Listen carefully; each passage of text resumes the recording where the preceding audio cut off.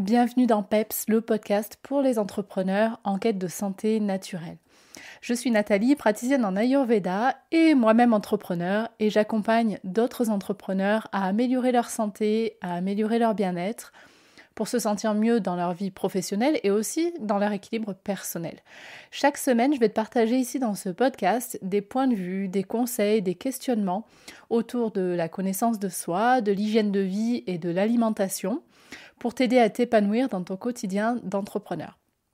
Alors si tu apprécies ce podcast, n'oublie pas de mettre une note sur ton application de podcast favorite et tu peux également venir me retrouver sur Instagram, sur mon compte Nat Ayurveda.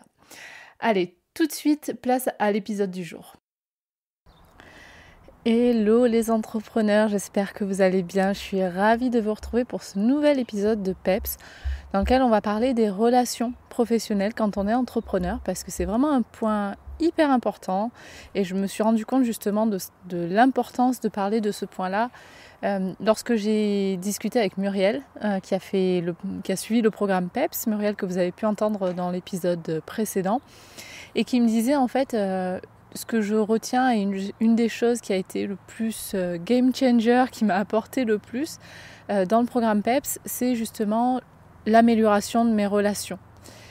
Et quand j'ai entendu ça, je me suis dit, mais oui, en fait, quand on est entrepreneur, c'est un point tellement important d'avoir des relations professionnelles et personnelles qui soient stables, qui soient harmonieuses. Parce que quand c'est pas le cas, en fait, on se retrouve vraiment en difficulté, on se retrouve pas forcément bien dans sa peau, pas forcément à l'aise pour pouvoir communiquer avec le monde. Donc voilà, je me suis dit que j'allais vous proposer cet épisode-là aujourd'hui. Et puis, pour vous parler un petit peu du contexte dans lequel j'enregistre cet épisode, je suis dehors, dans le jardin de mes amis Seb et Cécile, proches de Toulouse, puisque je suis toujours sur le chemin de Compostelle. Et aujourd'hui, je me sentais vraiment bien, là, dans le jardin, dehors, au soleil. Donc, je me suis dit que j'allais enregistrer ici. Il y a les bruits des oiseaux, il y a peut-être des bruits un petit peu des voisins à côté. J'espère que ce sera OK par rapport à la qualité de l'enregistrement. Et si jamais vous voyez que ça pose des soucis, n'hésitez pas à me le dire pour l'écoute, pour que dans les prochains épisodes, je tienne compte de l'environnement. Voilà, en tout cas, je me sens bien là, donc je me dis que je vais lancer l'enregistrement comme ça et on va voir ce que ça donne. Alors, comment est-ce qu'on améliore ses relations professionnelles grâce à l'Ayurveda ? Quand Muriel m'a parlé justement du fait que c'était vraiment, ça l'avait vraiment aidé, que le programme PEPS l'avait aidé à améliorer ses relations, je me suis demandé comment est-ce que, pour moi, ça s'était passé au niveau des relations professionnelles et personnelles et en fait, qu'est-ce que l'Ayurveda m'avait apporté moi là-dedans. Et en fait, je me suis vraiment rendu compte que ce qui est vraiment important, c'est de comprendre déjà qu'une relation, qu'elle soit personnelle, professionnelle, avec n'importe qui, dès lors qu'on est en relation avec une autre personne, il y a l'équation mathématique qui dit 1 plus 1 égale 2, mais en fait, dans les relations, c'est 1 plus 1 égale 3. C'est-à-dire qu'il y a toi, il y a l'autre personne en face, et puis il y a cette entité que la relation crée. Cette entité qui va créer un passif, des expériences avec cette relation-là. Donc en fait, c'est pour ça que c'est tellement à la fois important et à la fois compliqué, les relations avec l'extérieur. C'est qu'en fait, à partir du moment où tu es en relation avec quelqu'un, il va y avoir toi, en fait, qui, avec ton profil, avec ton fonctionnement, avec ton expérience, tes peurs, tout ce qui t'est arrivé dans ta vie. Pour l'autre personne, c'est pareil. L'autre personne avec qui est en relation avec toi, elle a aussi un fonctionnement, son fonctionnement interne, en fait, ses propres pensées, ses propres émotions. Et les deux, en fait, l'autre personne plus toi, ça vient comme entrer en résonance et créer quelque chose, en fait. Vraiment, c'est une relation, c'est une co-création. Et donc, cette co-création entre la personne et toi, elle dépend de plein de facteurs, en fait. Et vraiment, la qualité de cette relation, la qualité de cette co-création démarre, en fait, avec la qualité de ton état intérieur et puis la qualité de l'état intérieur de l'autre personne en face de toi. Donc il y a tellement de paramètres en fait qui entrent en jeu que c'est pour ça qu'en fait nos relations sont vraiment à la fois complexes et à la fois moi je trouve fascinantes à observer. Et quand je regarde la façon dont moi j'ai évolué dans mes relations depuis que je pratique l'Ayurveda, depuis que j'apprends à me connaître, etc., je trouve ça juste merveilleux de voir à quel point il y a une évolution possible. Voilà. Et moi, je constate vraiment la différence entre, et même, que ce soit dans mes relations professionnelles ou dans mes relations personnelles, je constate que plus j'apprends à me connaître et plus j'apprends à connaître les autres, et plus ça me permet d'évoluer et d'avoir des relations de plus en plus, de vraiment de meilleure qualité, de plus en plus profitables en fait, à la fois pour moi et aussi pour les autres. Et des relations qui me permettent vraiment de faire évoluer ma vie dans le sens que j'ai envie de faire évoluer, que ce soit sur le plan personnel ou professionnel. Et je trouve que partir de soi, vraiment, et prendre cette responsabilité-là, c'est très important, prendre cette responsabilité que de se dire, ok, en fait, si je veux améliorer mes relations avec les autres, si je veux avoir des relations de meilleure qualité, si je veux que mes relations puissent m'élever et puis élever le monde aussi autour de moi, si je veux que mes relations puissent servir en fait mon entreprise, puissent servir mes projets, puissent servir ce que j'ai envie là où j'ai envie de contribuer, alors ça doit partir de moi. Ça doit partir de... J'ai ma responsabilité dans les relations que je vais construire, j'ai ma responsabilité dans les relations que je vais, dans la façon dont je vais faire évoluer mes relations, que ce soit avec mes clients, avec mes prospects, avec mes associés, mes partenaires, mes employés, et puis aussi mes relations personnelles. Je peux prendre cette responsabilité-là. Et quand je prends cette responsabilité-là, je suis plus en train de me défausser en fait, en train de me dire « Ah mais oui, mais j'attire toujours tel type de client et puis c'est de la faute des autres et puis, et puis ça se passe mal avec mes fournisseurs et puis c'est de leur faute parce qu'ils font n'importe quoi. » Ou « Ah bah oui, mais ça se passe mal quand je délègue parce que X ou Y raison. » C'est intéressant de se poser la question, à quel endroit est-ce que je peux, moi, à mon niveau, améliorer toutes ces relations-là ? Et donc voilà, c'est ce dont on va parler dans cet épisode. Alors, l'intention pour moi dans cet épisode-là, c'est vraiment de donner une grille de compréhension, de donner une grille de lecture et pas forcément de donner des solutions toutes faites. Parce qu'en fait, ce qui est important de comprendre aussi, c'est que la façon dont se jouent tes relations, comme je te disais, va dépendre de ton état interne. Et ton état interne, lui, va dépendre de plusieurs choses. La première, c'est ton profil ayurvédique. Donc, est-ce que tu as une dominante de Vata, Pitta, Kapha ? Ça, si tu ne le sais pas encore, je t'invite ou si tu as des doutes, ou si tu as envie de faire un petit check-up de révision, je t'invite à aller soit dans ma bio Instagram ou sur le site internet natayurveda.com. Et là, tu vas retrouver le lien vers le quiz de profil ayurvédique d'entrepreneur et ça va pouvoir te permettre d'identifier ton profil dominant et peut-être de mieux comprendre ce qui va se jouer dans cet épisode-là. Donc si ce n'est pas déjà fait, tu peux mettre sur pause, aller faire le quiz et puis on se retrouve juste après. Si tu connais déjà ton profil dominant, donc là, ça va être aidant par rapport à l'épisode et ça va te permettre de mieux comprendre. Donc, tu as déjà ton profil ayurvédique qui est important dans les relations, dans tes relations professionnelles et personnelles. Et puis il y a une autre chose qui va être importante aussi, c'est quel est l'état du déséquilibre que tu peux avoir au niveau de ton profil. Quand je dis déséquilibre, j'entends des symptômes en fait que tu peux avoir au niveau, alors particulièrement du mental, parce que quand on parle des relations, on parle des pensées, des émotions, etc. Donc si aujourd'hui tu as des émotions qui sont difficiles à gérer pour toi, si aujourd'hui tu as beaucoup de stress, Si aujourd'hui tu as de l'irritabilité, si tu te sens débordé, si tu te sens pas bien au niveau mental, alors forcément ça va avoir un impact sur la qualité de tes relations. Ça paraît évident, mais en fait c'est pas forcément si évident que ça pour beaucoup de gens. Mais voilà, il y a ces deux choses-là. Il y a ta nature en fait et ta propension à avoir certains types de réactions. Et ça, c'est vraiment lié à ton profil, à ta constitution en fait. Et puis il y a la deuxième chose qui est que tu peux avoir, outre ta nature même, tu peux avoir vraiment des déséquilibres au niveau du mental.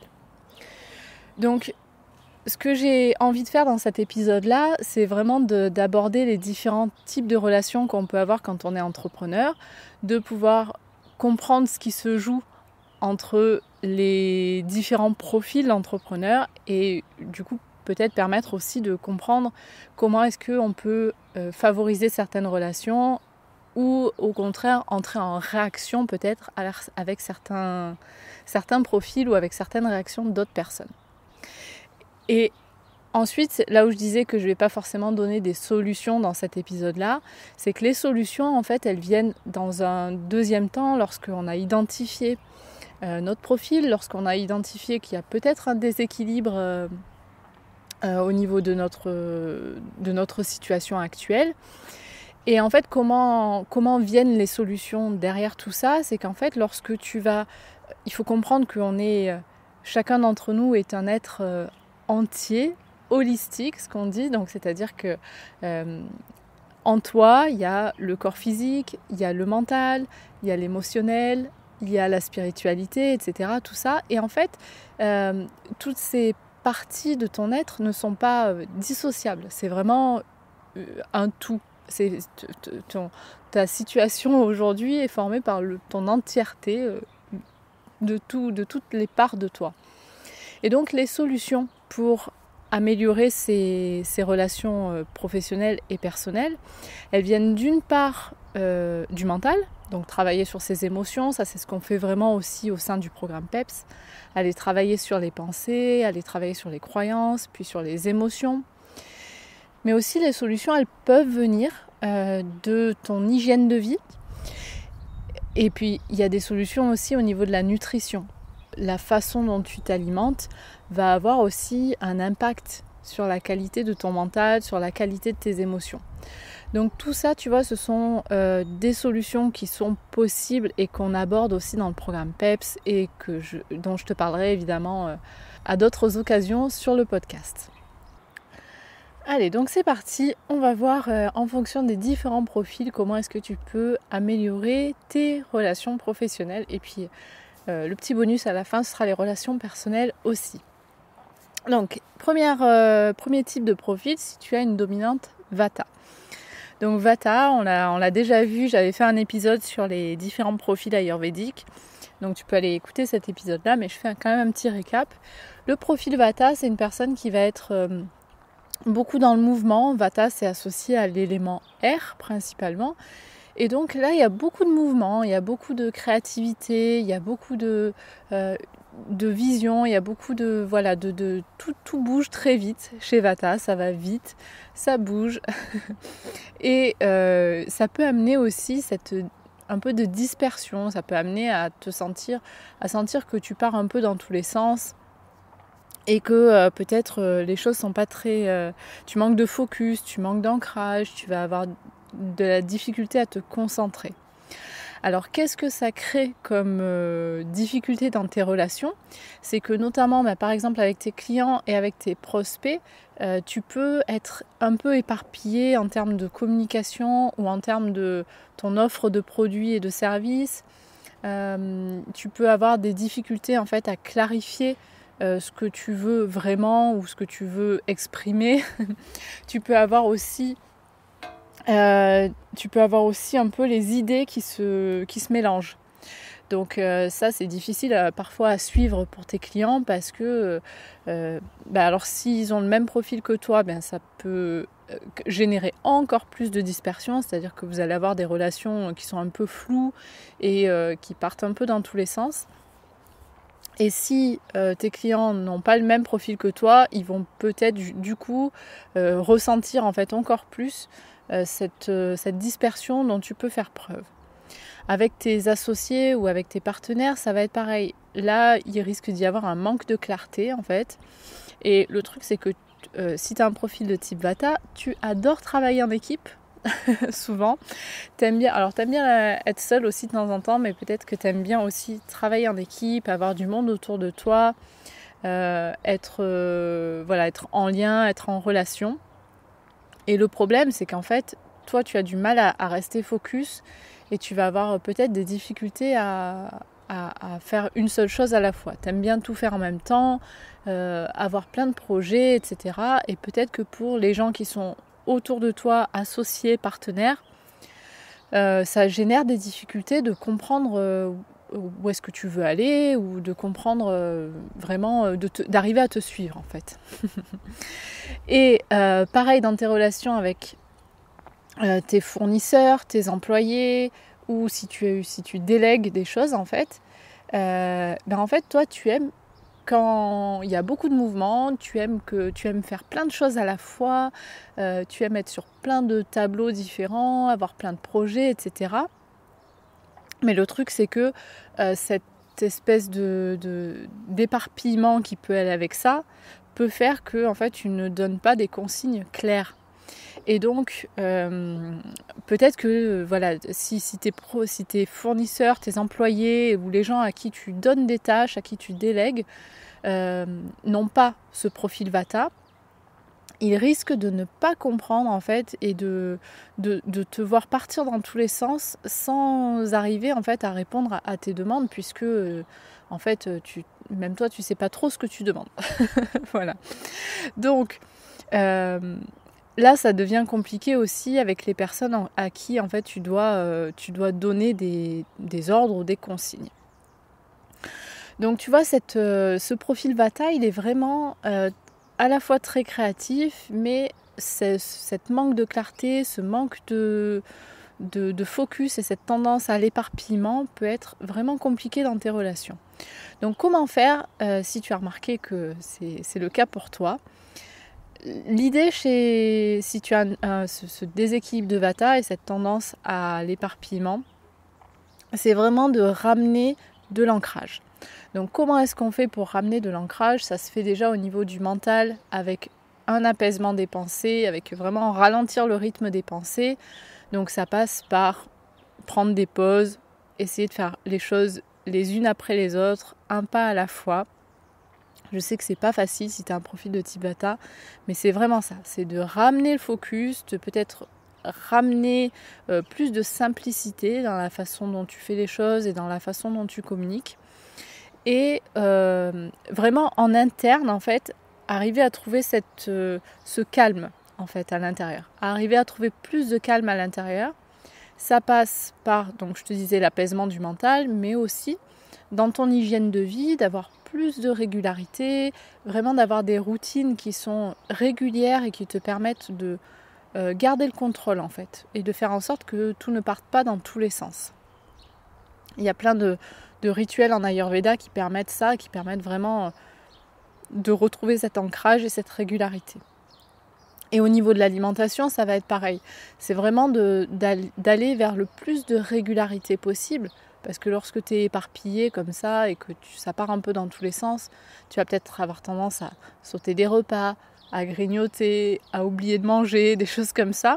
Et en fait, ce dont on se rend souvent pas compte, c'est que cette nutrition, en fait, cette alimentation irrégulière, un peu comme ça, au lance-pierre de temps en temps, avec, avec des grignotages et tout ça, génère ensuite un manque d'ancrage, et que donc ce manque d'ancrage va générer les difficultés relationnelles dont on vient de parler, à savoir que ça part un peu dans tous les sens dans tes relations. Avec peut-être aussi le stress que ça engendre, le stress, l'anxiété au niveau relationnel. Donc voilà, ça c'était pour le profil Vata. Peut-être que tu t'es reconnu dans ce profil-là. Viens me le dire, ça me plairait beaucoup de savoir si ça t'a parlé. On passe au deuxième profil qui est le profil Pitta. Alors le profil Pitta, il y a beaucoup de feu. Pitta, c'est vraiment l'énergie qui va générer de l'action, qui va générer de la transformation. Et donc si tu as un profil Pitta dominant, alors il y a beaucoup de feu à l'intérieur de toi, c'est ton élément dominant.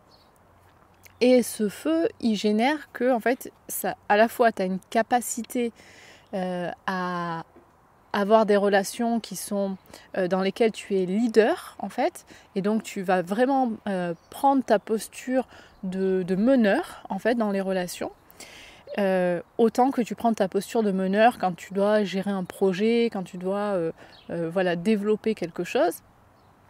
Tu vas avoir tendance à faire pareil dans tes relations et à peut-être en demander beaucoup en fait dans tes relations, parce que tu as ce contrôle en fait, que tu veux tout contrôler, tu veux prendre le lead, et ça peut générer aussi de la rigidité, c'est-à-dire à vouloir que les choses soient faites exactement comme tu as prévu que ce soit fait. Donc, et puis avec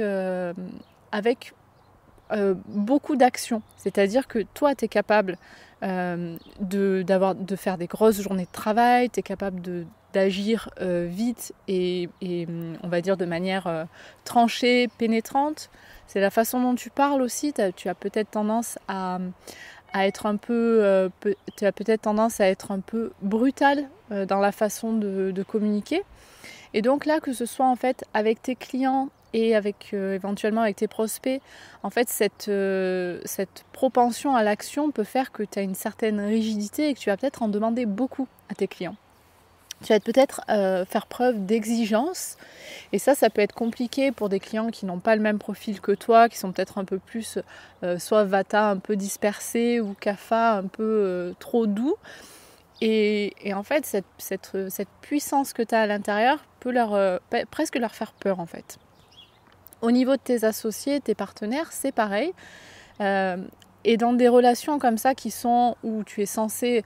Alors je ne dis pas que tu n'es pas à égalité avec tes clients ou avec tes employés, mais dans des relations où c'est plutôt horizontal, c'est-à-dire avec vraiment où tu as comme un pouvoir partagé, entre guillemets, toi tu vas peut-être essayer de prendre la place, de prendre le lead, de vouloir contrôler.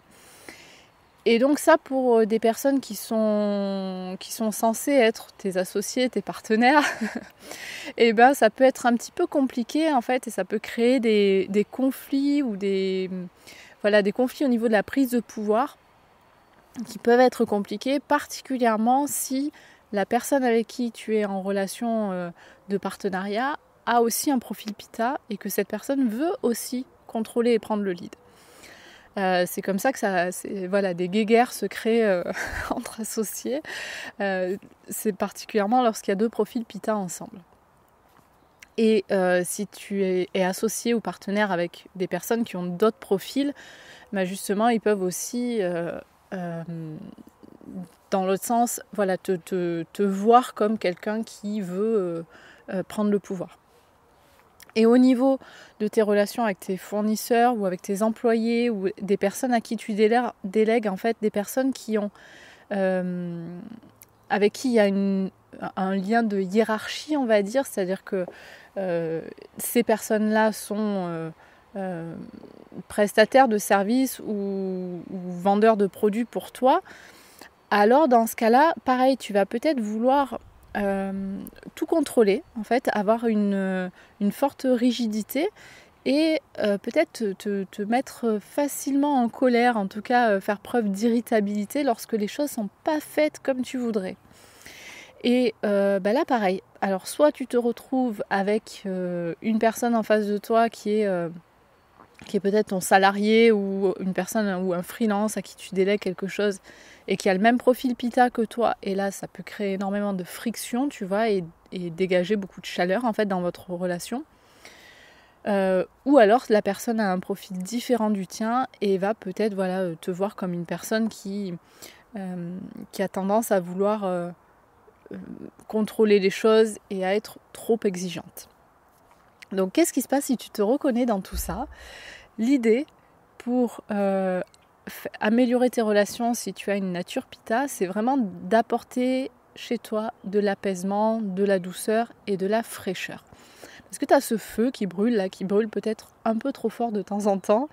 Et que ce soit au niveau du mental, il va falloir au niveau mental apaiser des émotions que tu peux avoir qui peuvent être comme de l'irritabilité, de la colère, de la frustration. Et accepter en fait de faire baisser la pression chez toi. Et accepter de prendre ta responsabilité par rapport à ça, de te dire ok, c'est peut-être pas forcément les autres qui font mal les choses, mais peut-être que voilà, je peux adapter mon niveau d'exigence par rapport aux personnes que j'ai en face. Donc ça c'est au niveau mental.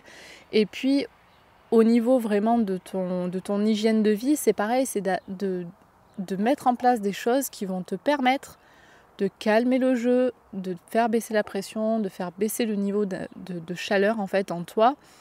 Donc ça va être des routines matinales vraiment tôt le matin qui te permettent d'apprécier, tu vois, le calme et la fraîcheur du matin.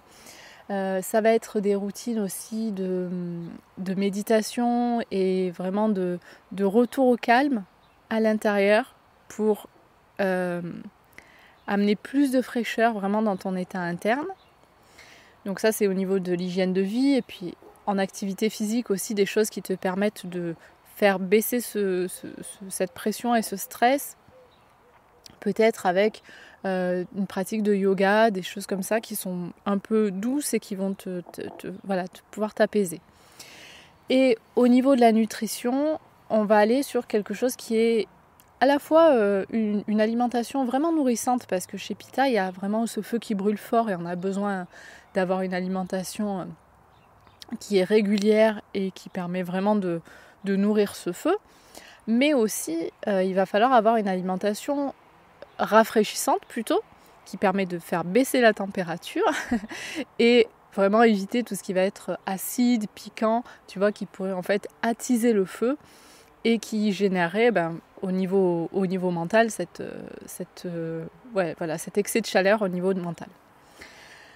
Donc voilà, ça c'était pour le profil Pitta. Peut-être que tu te reconnais dans ce profil-là, peut-être que tu te reconnais dans Vata et dans Pitta, et peut-être que tu te reconnaîtras dans Kapha aussi, parce qu'en fait on a forcément un peu tous les profils en nous, avec des dominantes bien sûr. Donc peut-être que tu reconnaîtras un, deux ou plusieurs des profils chez toi. Le troisième profil, donc c'est Kapha, et l'énergie de Kapha, c'est vraiment une énergie qui est douce, qui est lourde et qui est lente. C'est l'énergie de la structure.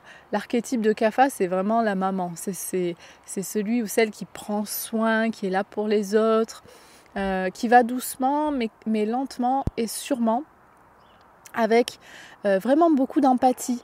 Et vraiment cette envie de peut-être prendre soin des autres, de presque vouloir résoudre tous les problèmes du monde, peut-être prendre les problèmes des autres pour soi et sur soi, avec cette lourdeur que ça peut engendrer. Et peut-être même une tendance dans les relations avec les autres à être presque mielleuse, tu vois, cette tendance à vouloir être là pour l'autre et à faire passer les autres avant soi. Donc le truc c'est que au niveau de tes clients, eh bien ça peut presque générer, tu vois, comme un excès d'empathie, comme trop de douceur en fait. Et donc, alors ça dépend avec quel type de client tu es en lien. Souvent les personnes de type Kapha, on les trouve dans l'entrepreneuriat, dans les métiers du bien-être, dans les métiers du soin, de l'esthétique. Donc si tu te reconnais dans ces métiers-là, ou bien si tu te reconnais dans ce profil-là, la difficulté, ça va être qu'avec certains clients qui vont être peut-être de profil Vata ou Pitta, qui seront beaucoup plus dynamiques que toi, ils vont peut-être te trouver en fait trop lente, ou trop doux, trop douce, trop mielleuse. Et si tu te retrouves avec des clients de type Kapha, qui eux aussi ont cette tendance à la lenteur, un peu à la lourdeur, etc., eh bien ça va être que, en fait, il se peut que ce soit de relations qui soient un peu plan-plan, voilà, dans lesquelles tu t'ennuies, c'est lourd, vous passez pas à l'action, c'est compliqué, etc. Donc là encore, tout dépend, voilà, avec qui tu entres en relation, ça peut être plutôt confortable pour toi ou plutôt vraiment très inconfortable. Avec tes associés, avec tes partenaires, la difficulté, c'est que comme tu as tendance à vouloir faire les choses lentement mais sûrement, y aller doucement, réfléchir, etc. Et en fait, peut-être que tes associés ou tes partenaires, ça peut créer des difficultés en fait dans la prise de décision et dans le passage à l'action. Parce que toi, tu vas vouloir prendre ton temps. Tu vas vouloir faire les choses vraiment pas à pas, y aller doucement et tout ça. Et peut-être que si tu as des associés ou des partenaires qui sont de type Vata ou Pitta, eux, ils vont vouloir aller vite. Ils vont vouloir que ça se fasse, qu'on se mette à l'action tout de suite, etc. Et toi, tu vas être du style à dire « Hop, hop, hop, attends, on y va doucement, on réfléchit, etc. » Et si tu as des associés partenaires, si toi tu es de type Kapha et que tu as un associé ou partenaire de type Kapha aussi, alors là du coup vous allez peut-être vous trouver souvent bloqué dans le passage à l'action, dans la prise de décision. Donc ça peut être une difficulté. Et avec des gens à qui tu délègues ou avec tes employés ou si tu as des freelances, des choses comme ça, là le problème c'est que tu risques de te faire un peu, pas marcher dessus, mais avoir des excès de bienveillance envers les gens, peut-être laisser passer trop de choses, te dire « Ah bah oui mais non mais là il faut que je fasse à sa place, etc. parce que j'ai envie d'apporter de la douceur, j'ai envie d'être vraiment dans la bienveillance. » Et ça peut créer des difficultés en fait avec les gens à qui tu délègues parce que tu vas être trop dans la douceur, trop dans la bienveillance. Et cet excès d'empathie en fait, il peut générer des difficultés dans votre relation parce que la personne va peut-être pas forcément bien trouver sa place ou pas forcément réussir à te faire passer à l'action en fait. Donc ça peut générer des difficultés par rapport à ça. Et alors là c'est toujours pareil, si tu te retrouves avec des personnes de type Vata ou Pitta qui elles vont beaucoup plus vite en fait, ça va être difficile d'avoir une relation dans laquelle toi tu es censé prendre des décisions pour favoriser la relation et où en fait tu vas trop lentement en fait. Et donc ça, les personnes de type Vata ou Pitta qui sont tes employés peuvent te reprocher cette lenteur et ce manque de passage à l'action. Et si tu as des employés qui sont eux aussi comme toi de type Kapha, là pareil, vous risquez de vous retrouver coincé, bloqué dans le passage à l'action parce que les choses vont trop lentement, c'est-à-dire que toi, tu veux être dans la bienveillance et dans la douceur avec tes employés. Eux, ils ont envie d'être gentils, bienveillants avec toi. Et donc, il y a comme une espèce de relation enfantine qui peut se créer et qui peut vraiment ralentir vraiment les choses. Donc voilà, tout ça c'était pour la personne de type Kapha. Donc on a vu les 3 profils et on a vu la façon dont chacun des profils réagit aux relations professionnelles. Et ce que j'avais envie de te proposer pour terminer cet épisode, c'est de parler un petit peu des relations personnelles. Parce que lorsque tu es entrepreneur, les relations personnelles, elles ont beau être justement par nature pas professionnelles, mais en fait elles ont un impact énorme sur ton entreprise en fait et sur les relations que tu vas avoir avec d'autres personnes autour de ton entreprise. Alors qu'est-ce qui se passe dans tes relations personnelles si tu es de type Vata ? Si tu es de type Vata, tu aimes avoir plein de projets. Tu aimes avoir plein de projets, tu es très créatif, ça part peut-être un petit peu dans tous les sens. Le truc c'est que tu ne termines pas toujours tous les projets que tu entames. Tu peux vouloir faire une nouvelle formation et puis pas la terminer et puis vouloir lancer un nouveau produit et puis en fait en lancer aussi un autre et puis voilà, bon bref, tu pars un peu dans tous les sens. Et ça peut-être que ton entourage te le reproche en fait. De te dire oui mais j'arrive pas à te suivre. Je voudrais bien te soutenir dans ta posture d'entrepreneur. Je voudrais bien te soutenir dans ton entreprise. être là pour toi, etc. Mais je comprends pas en fait, tu pars dans tous les sens et c'est difficile pour moi de te suivre. Donc si tu vis ça, pareil, il va falloir accepter déjà ta nature de type Vata où tu es quelqu'un qui aime avoir des projets différents, t'aimes avoir des changements et faire des choses différentes.